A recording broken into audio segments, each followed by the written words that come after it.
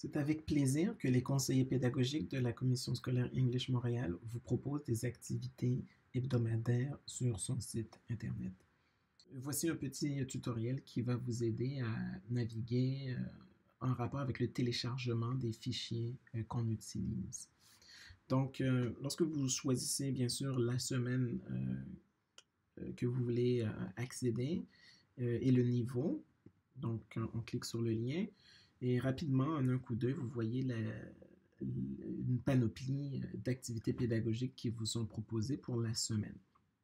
Donc, il y a vraiment deux types de fichiers qu'on retrouve et qu'on peut télécharger, les fichiers Google Doc et les fichiers PDF.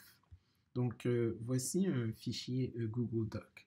Donc, lorsque vous cliquez dessus, vous pouvez consulter le document, mais vous allez voir rapidement ici, il y a une liste de questions qu'on ne peut pas écrire dedans.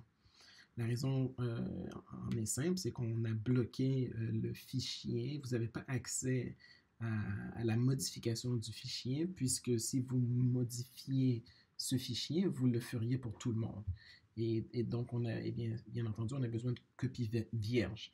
Et donc, et vous voyez ici, demander l'accès en écriture, c'est PAL parce que vous n'avez tout simplement pas accès à ça.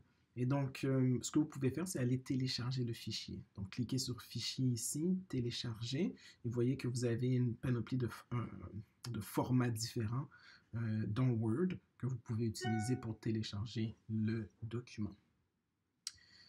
Ça, c'est lorsque vous n'êtes pas connecté à votre compte Google. Si vous étiez connecté, donc si vous utilisez Gmail, vous avez automatiquement un compte Google.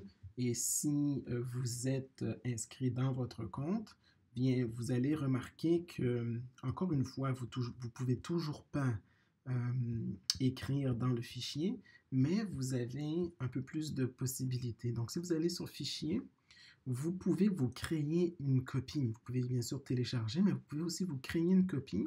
Et cette copie-là va se créer dans votre compte personnel.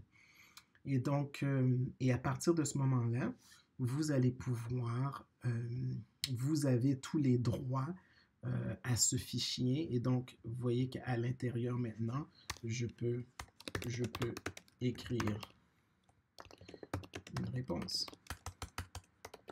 OK? Et bien sûr, après ça, vous pouvez encore une fois aller télécharger ou vous pouvez aussi tout simplement imprimer votre document.